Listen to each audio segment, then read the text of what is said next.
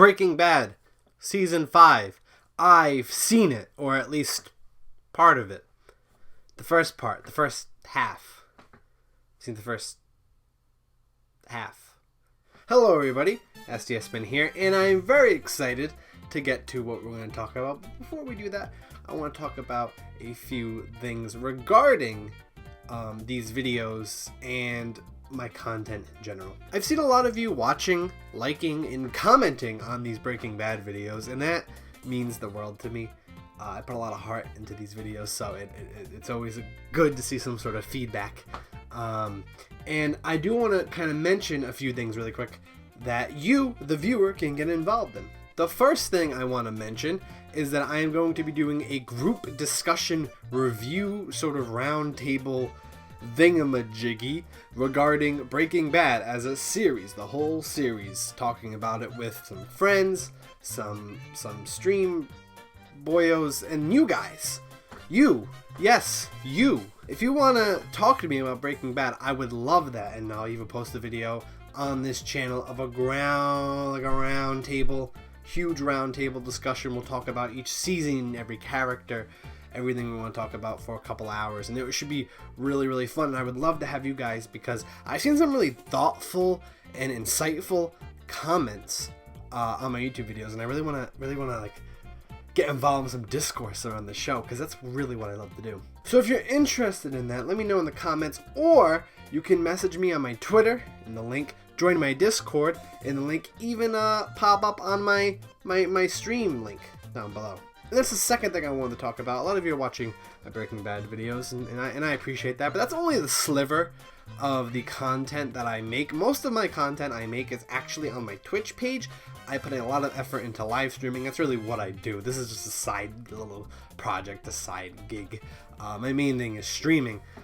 So come on, watch my streams, join me. We do podcasts and we talk about TV shows there, including Breaking Bad. And even if I'm just playing a game like, I don't know, like Smash Brothers, or if I'm playing, Pokemon, whatever else I fucking play over there, you can come on in my chat and just say, let's talk about Breaking Bad, and I'll have a conversation with you live, and it would be really fun. So definitely consider checking out those links down below.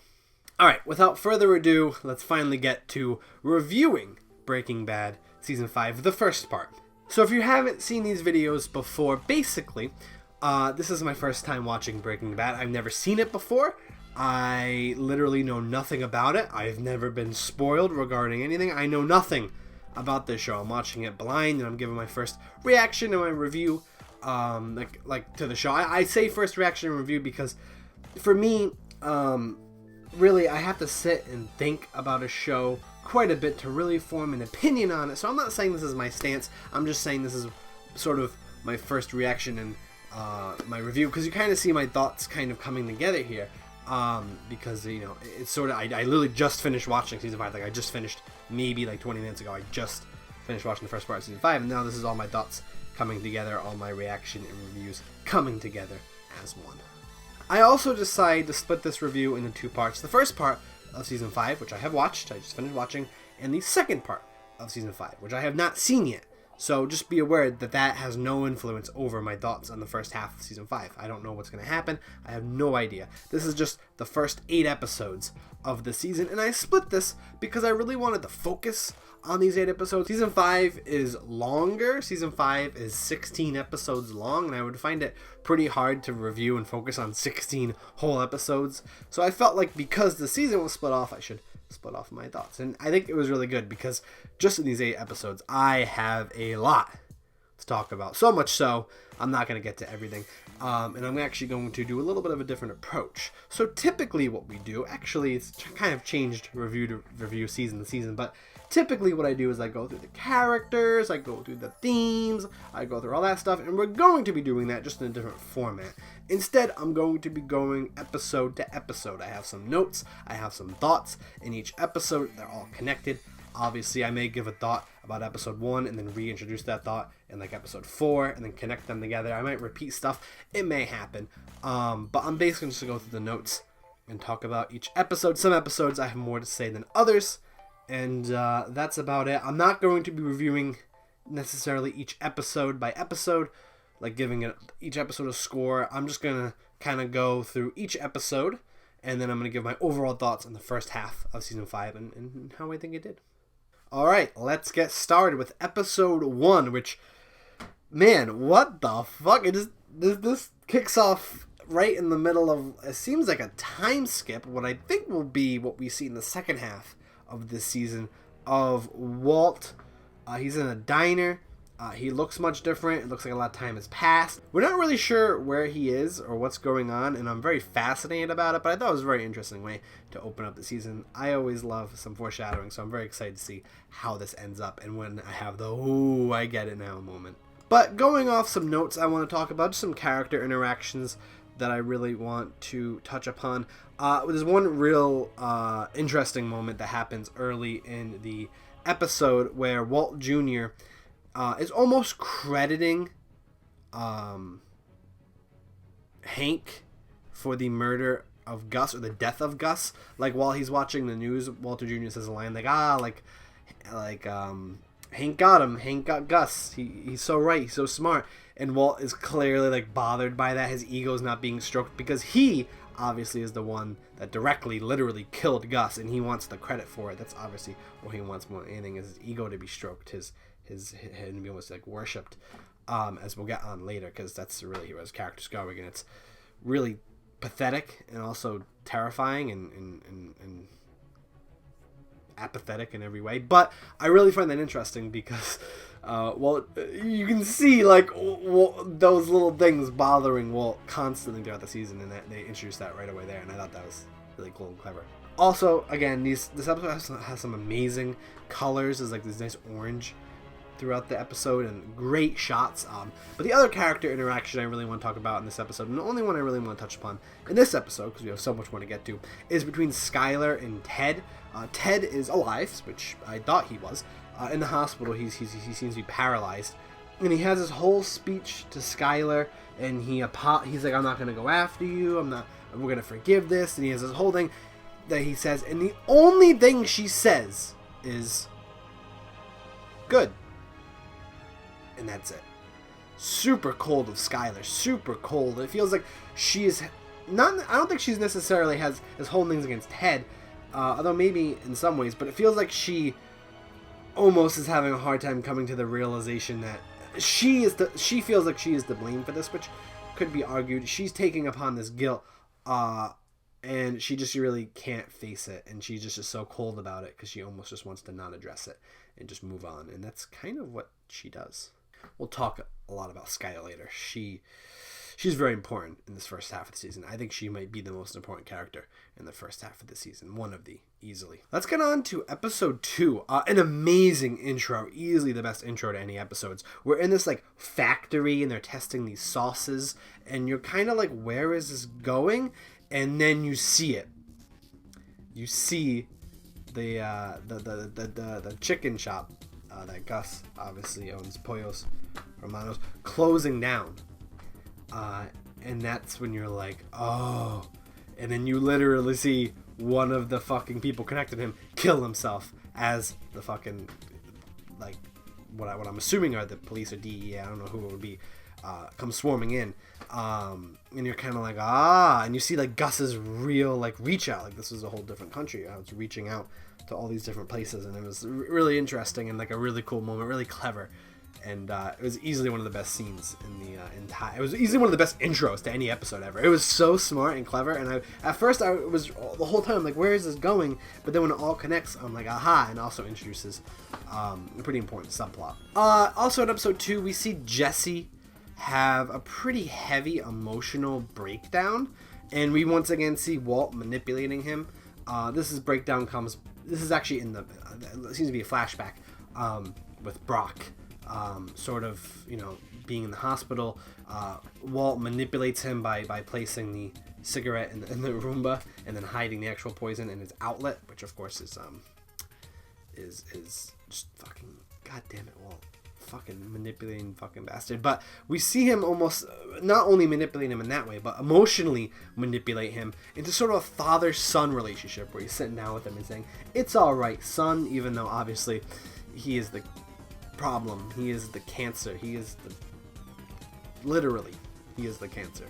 We also see in this episode, and I'm going to kind of talk about this as a whole right now instead of going through it as an episode because I think it's really important to talk about, is Walt is sort of taking on the Gus role, and he starts a three-way business between him, Jesse, and Hank.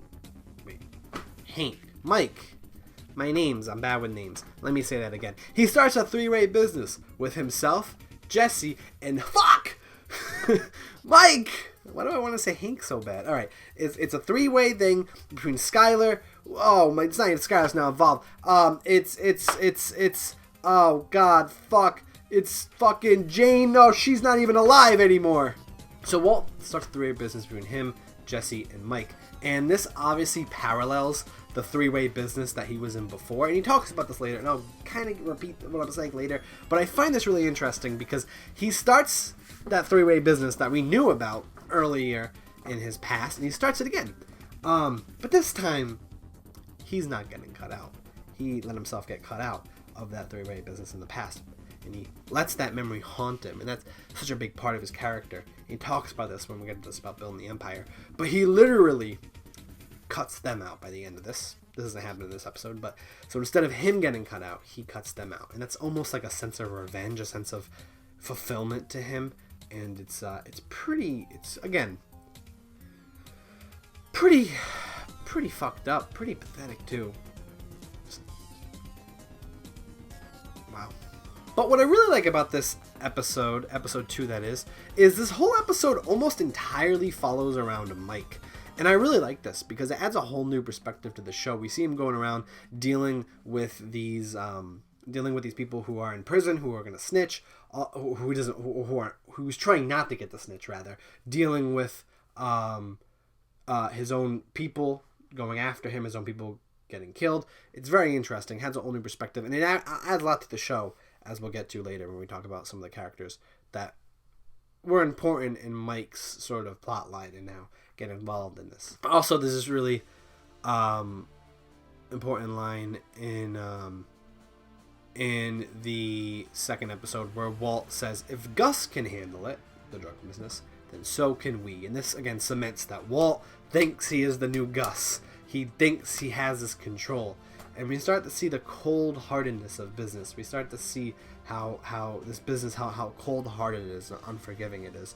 And Walt just, once again, trying to fucking make up for his past. Trying to almost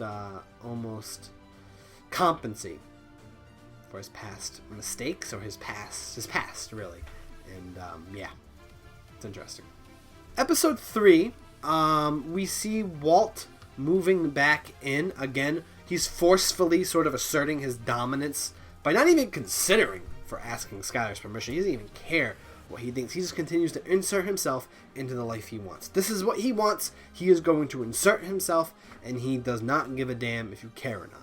We also see a nice little montage of them finding the perfect lab and them ultimately coming up with this cool scheme to basically go to houses that are being like the bugs are getting removed. I can't think of the word. You know what I'm trying to say. And taking over the lab there. Kind of a cool concept, and we see that throughout the season.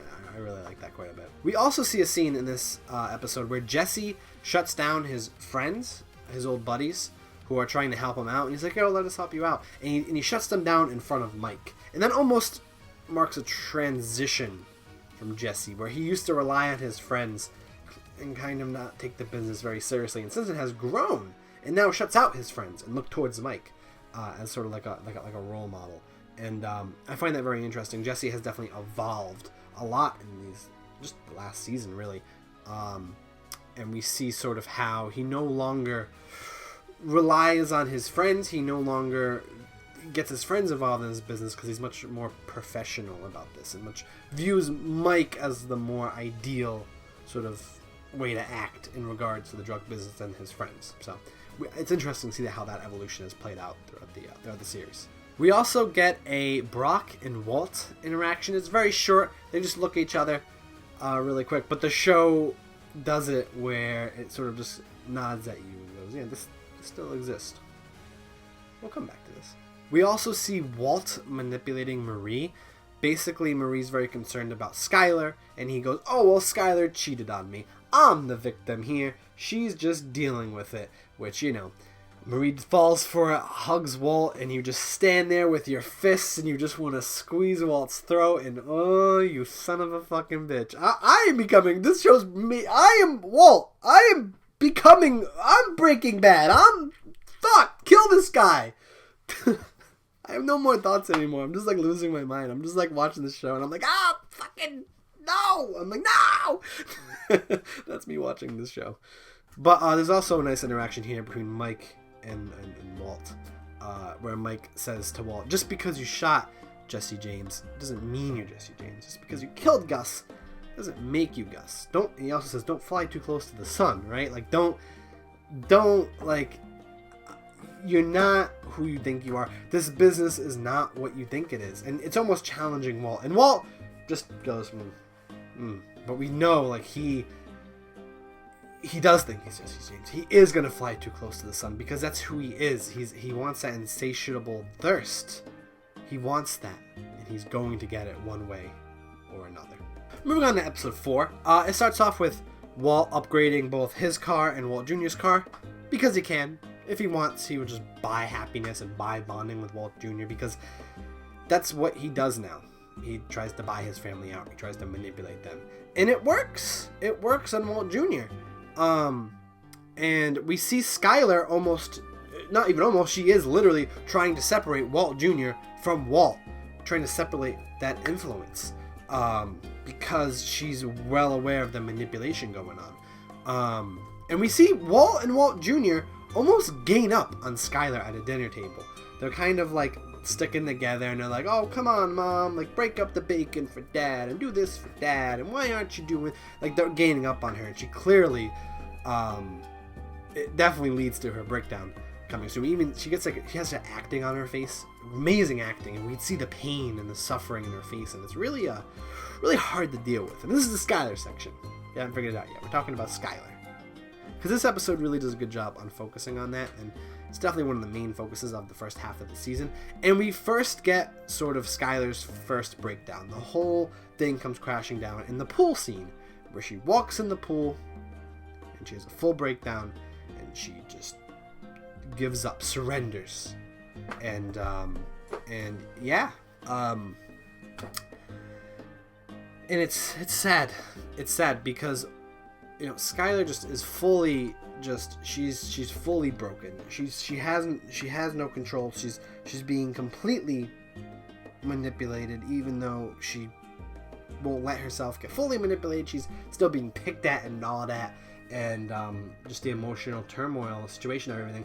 She just can't deal with it anymore, and the full breakdown just happens, and that's when she ultimately gives Marie her kids to separate them from Walt. It's the one thing she can do. It's all she can do is that. That's all the power that she has, to take the kids away. Keep the kids away from Walt. That's the only thing she has, the only ammo she has left. She even says in this episode, I'm compromised, but my kids won't be. And all I can do is wait for you to die. Which, pretty fucking heavy. Like, really fucking heavy. And Walt is even like taken aback from it. And then after she says that, for the rest of this season, or the first half of the season, even that episode, we see clocks ticking.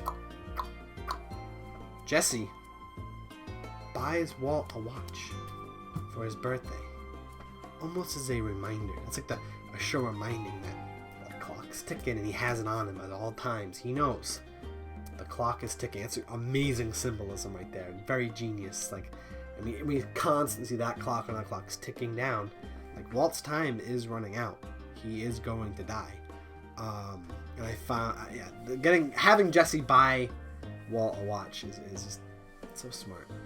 Man, the show knows how to write, baby. It knows how to write. And I love that shit. You know me. I fucking love that shit. We also see in this episode Hank gets promoted. And we see him, he gets promoted to a new job. And we see him sort of now, instead of focusing on this one case that he's been focusing on the entire show, he's now has responsibility to focus on many different cases. And they just set that up, and we'll get back to that later, but interesting to set up. In episode 5, we see something really cool. We see Mike and the crew sort of interrogating Lydia thinking that she planted her own trackers on the barrels. But ultimately she didn't, and they were wrong about it, and that was an interesting scene. And they all have to come together and say, we need to do something. We need to somehow, deal with these how are we going to get the supply now if they're being tracked? And they come up with this idea to do a train heist, which I'm going to talk about in just a second. Before we get to the train heist, I don't have much to talk about this episode, actually, because it really is, the second half of this episode is entirely that heist. I'm going to talk about that all in a second. But there's this scene where Skylar is in her house and Walt is clearly trying to manipulate her, and he's trying to get on her good side and manipulate her to accepting him and falling for his trap. But she refuses to get manipulated. She is like almost has like a barrier to it now. In past seasons she used to get manipulated, but now she doesn't anymore. And as we see later, there's only one thing Walt does to people who we can't manipulate, and that's destroy them. We will get to that later, but the last thing I want to talk about is really the only thing left in this episode, and that is a train heist. And I thought it was a really fun scene, a fun setup. You know, it was cool to see them like set it up and do it. And when I was watching it, I'm like, what's gonna go wrong? Because everything goes wrong in a heist. It's very easy. Like, plan is this. Something goes wrong. Change plan. Almost doesn't work. Something bad happens. It works. But this was not like that, because, well, it sort of was like that, but it starts off running smoothly. There's an issue. It's like, oh no, the truck that's blocking the train is moving. Oh no. And I thought, this is like really predictable. And oh no, like it's gonna go wrong, they're gonna get caught, and then they don't get caught, and they barely succeed at the nick of time, the train rides away, and I go, that really sort of subverted my expectations, because I expected something to go clearly wrong, because in a heist, boom, kid's dead, and I'm like, what the fuck? Alright, I was right, but they were clever enough to let the heist move on and then do it afterwards. So basically, after the train heist succeeds, a kid witnesses it, and Todd, one of the newer characters in the gang, pulls out a gun, kills him, he's dead. And the kid dying definitely marks a pretty significant turn in this season. The next 3 episodes rather, are never the same. Like the show seems to be never the same anymore. And this literally breaks up the crew. This really ends the crew. It ends everything. Really ends everything. It really leads to the downfall of everything. I'll talk about that now. So episode 6 opens up with easily one of the most disturbing scenes I've ever seen, and that's the barrel scene. And we've seen them before. They take out a barrel. You know, they put the body in the barrel, and they use acid to break it down. Like a drum. And I mean, it's always disturbing, but when it's a kid, it has this eerie sort of just despicable nature to it. And this is a really hard scene to watch. I had a really hard time watching this scene. They don't really show it in detail because I just don't think that'd be necessary. But they did, you know, show the barrel and implied what was going on. And it was really hard to watch this scene. And it really just felt like, you know, I mean, we know what they're doing has always been wrong, but when kids get involved, it just goes to a level that's almost unbearably hard to swallow. And we've seen many kids, and I'm not going to talk about this, like, get affected by this, and when they do, it's always sort of difficult to watch. And yeah, I mean, when adults that are involved in this business are dying, it's obviously tragic, and it's not enjoyable to watch. But when it's an innocent kid, it just has this other nature to it that just makes it like just downright like disgusting, just downright it's not fun anymore, man. I mean, not that the show, it's not fun in any regards. I mean, in terms of like how this affects people in the show, like, you know what I mean? How we see this how it affects Skylar and other characters, but I mean, just the way that this happens, and just the barrel, what it symbolizes, it's just so bleak. It's kind of depressing talking about it, even though it's just a TV show. But we see Walt almost justifying the kid's death, almost saying, well, it had to happen, we were gonna get caught, what were we gonna do? Once again, creating a barrier, creating a line right down the middle. Yeah, there's no justification in this, but we'll move on from this. But actually, we'll come back to this. But just for a brief second, I want to talk about Skylar has sort of an emotional turmoil and decision to keep the kids away from Walt. She is committing to it. I'm separating them, and she knows that time's going to run out. She knows this plan's not going to work forever. But she just has no choice. She has no she has no choice anymore. She has no sort of power over her life, no autonomy. So we see her sort of doing every sliver of things she can to fight against Walt, and it's, again, pretty depressing to watch. This episode is pretty depressing overall. We also see how Jesse just can't emotionally deal with the murder of a kid. Walt seems to have less trouble. He's just, hanging out. He's whistling. He's like, hey, Jesse, I'm sad about it. Whistling. And Jesse notices. Jesse straight up notices it and goes, I see. Like, he notices it. Goes, this isn't right. And this obviously relates to their histories with kids. I mean, Jesse has always sympathized with kids. Back to season 3, when Gus got kids involved in the business, Jesse was so against it, he resorted to murder.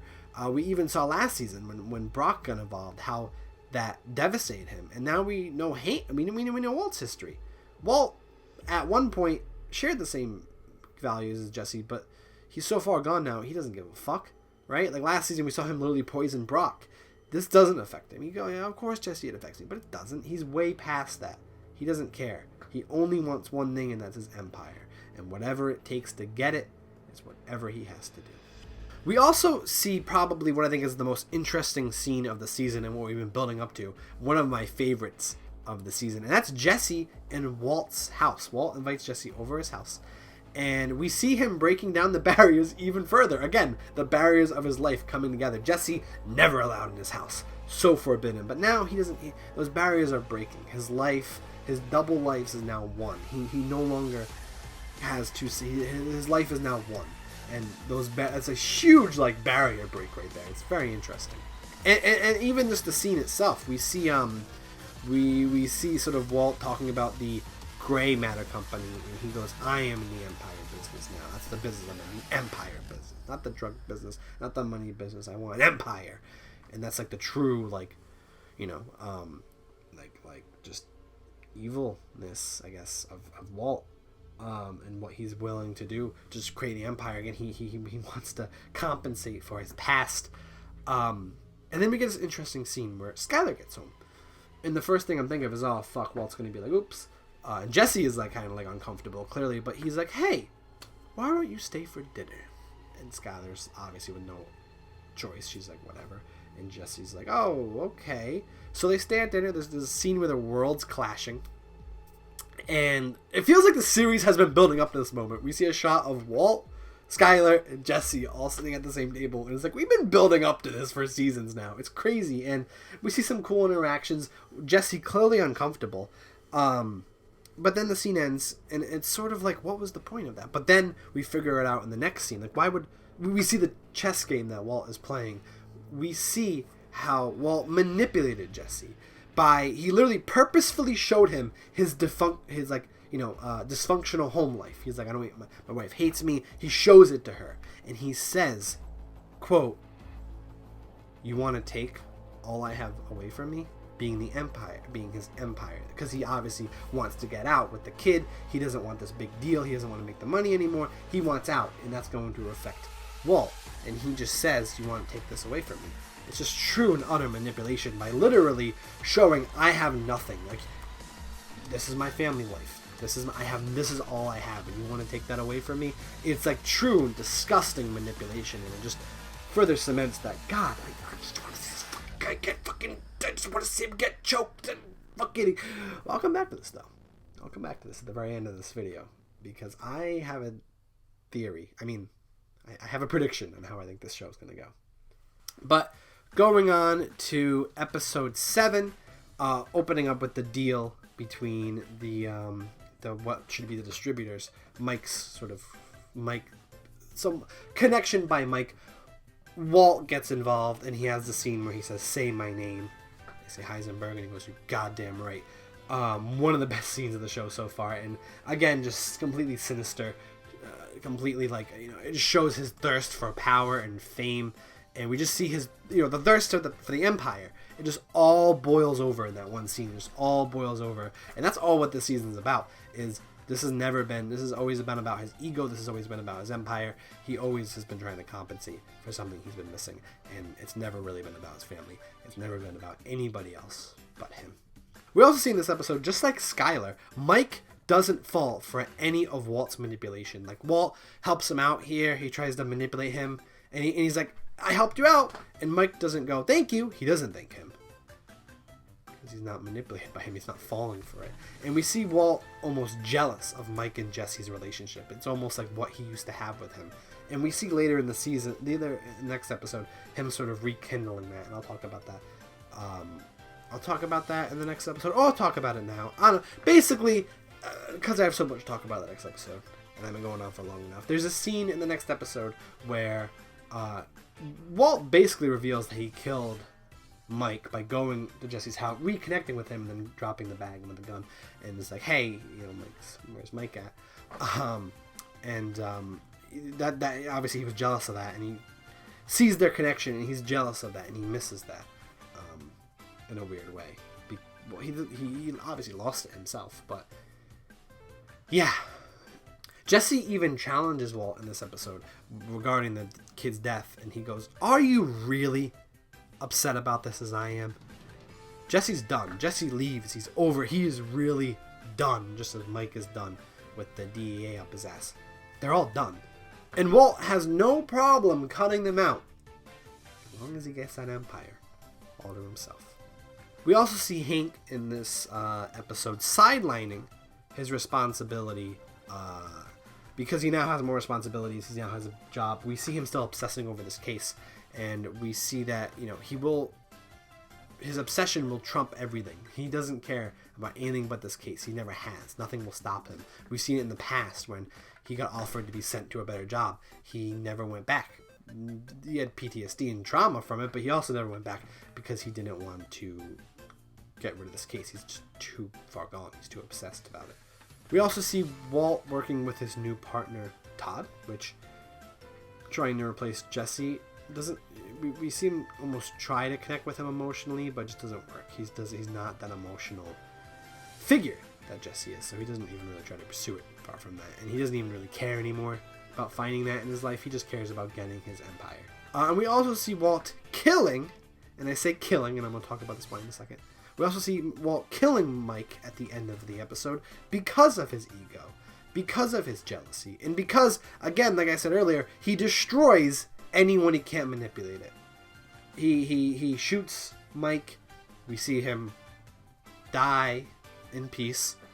And we again see the good side sneaking in at the end. Basically, Walt kills him, and then Walt shoots him, and then right before he falls over, he's almost like, oh, I'm so sorry, I didn't mean to do that. Like, we see, like, his old self come through, and we see that, like, he still has that in him. He still has empathy in him, despite how far he pushes it down, but it's not enough. It doesn't justify anything. It doesn't sneak in when it needs to. But it's good to know that's still there.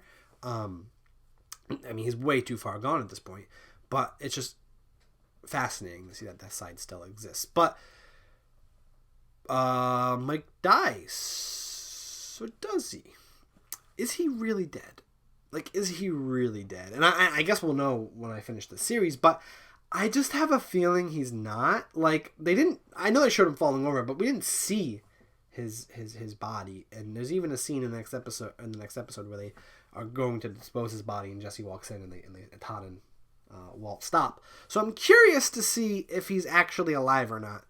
I mean, I'm assuming he's not, but just like just like when it came with Ted, something's fishy here. Something's fishy here.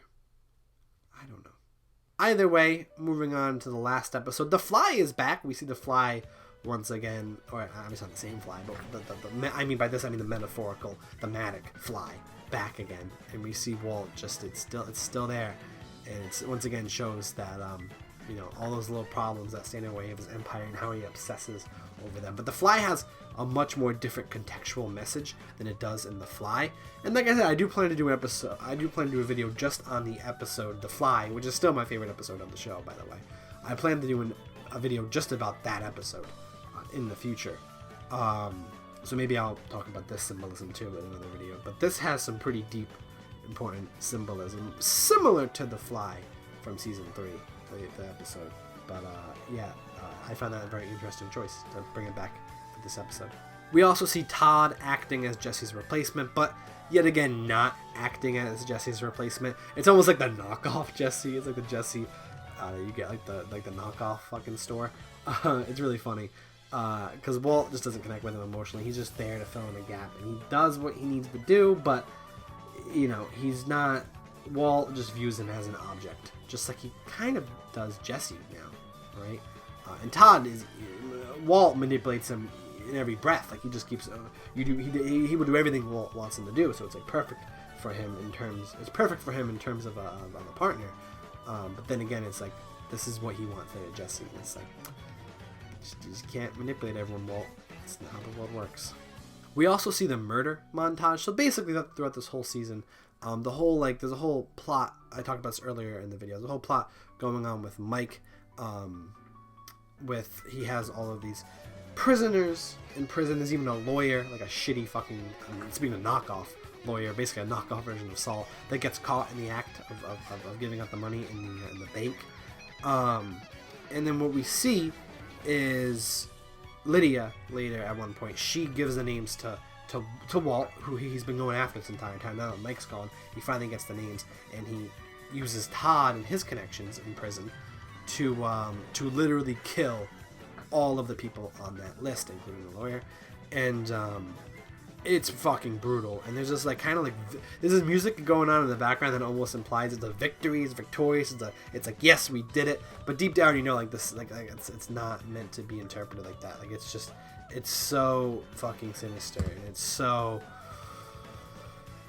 like hard to watch. It's just like fuck, man. Like this is the effects, man. This is what the Empire does, man. This is what the Empire does. Symbolism of Empire, which I'm going to talk about. Maybe not in this video, but I'll talk about it.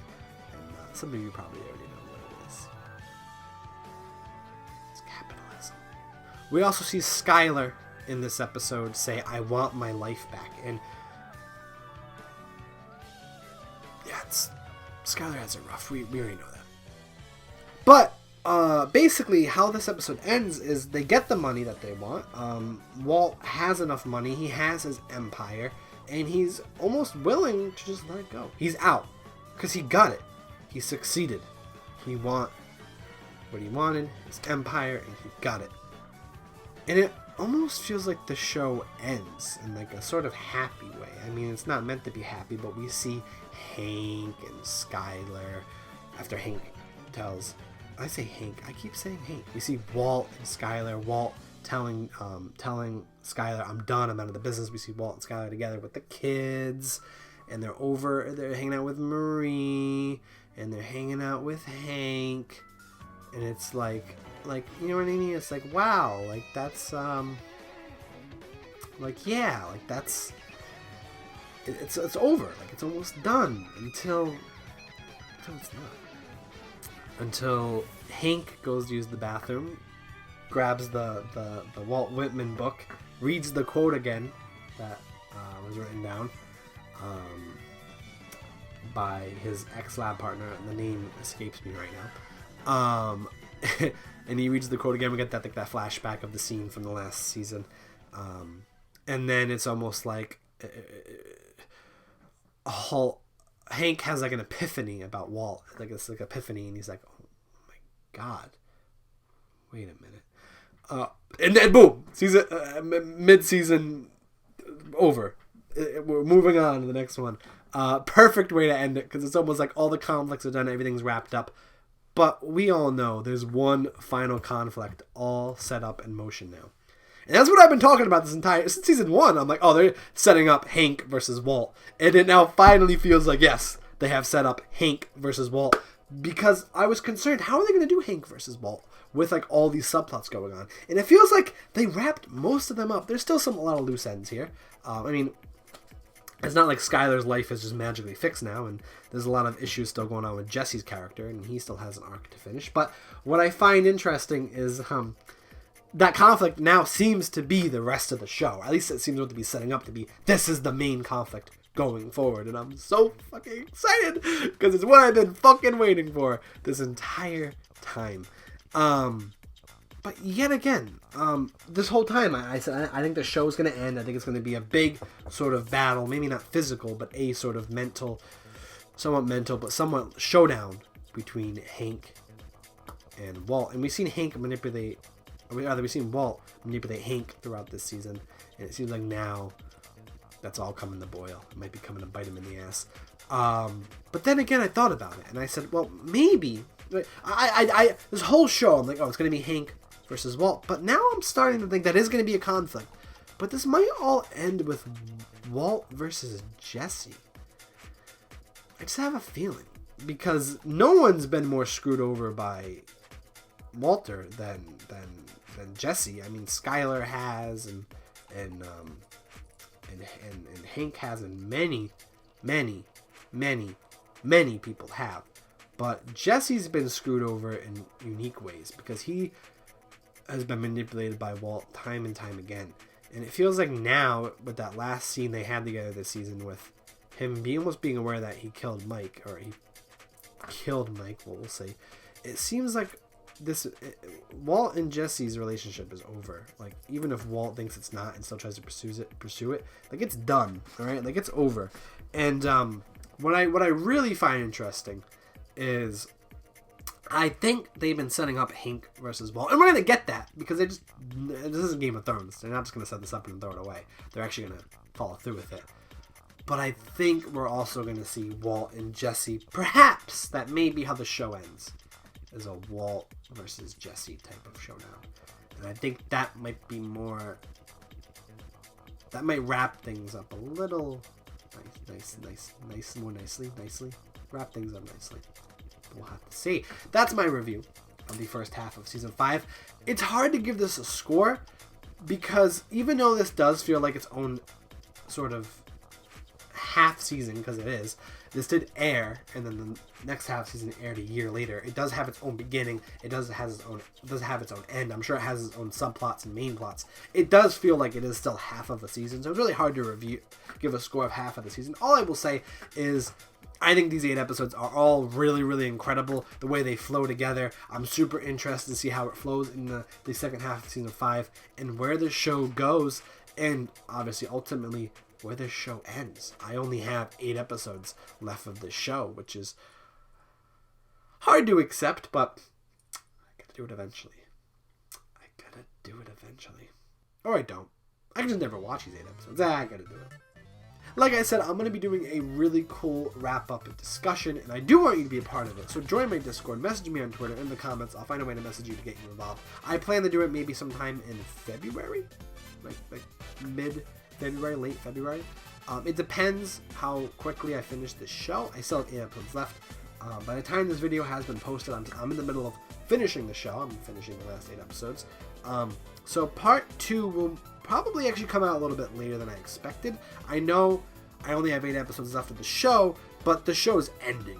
And I'm not just going to make a video that's like, and season 5 ends, and that's it. I really want to examine the ending, just like I examined the beginning. I really examined how this show started. I really want to examine how this show ends. So that should be really exciting to do. Yeah, I'm very excited for it. Either way, I do hope you tune into that video. It should come out pretty soon. I hope you enjoyed this one. Let me know what you guys think about the first half of season 5. I thought it was incredible. I thought it did a really good job of carrying over a lot of thematic themes and elements and character progressions. This season really focused on just a few characters and really focused on their importance in the show and started to really wrap up their arcs. And I think it also did a good job of interesting subplots, focusing on characters you wouldn't think we'd focus on. And it spent its time wisely. This season, or these episodes rather, were all really well paced, really well written, and of course really well shot, directed. Colors all there again. Always know how to use their colors. And yeah, I can't talk about this enough. Yeah, basically perfect. Loved it. And I cannot wait to see how the show ends. Just can't wait. But until then, Check out all my other stuff. Check out my streams. Talk to me about this show, guys, because I just want to talk about this show with everyone. And until next time, until the next review, all I need to say: when you think it's over, it's not. All it takes is Walt Whitman, baby. Yo, I love my boy Walt Whitman. He came through the WW, baby. Come on through, Walt Whitman. Where are you at? Where are you, Walt Whitman? Where are you?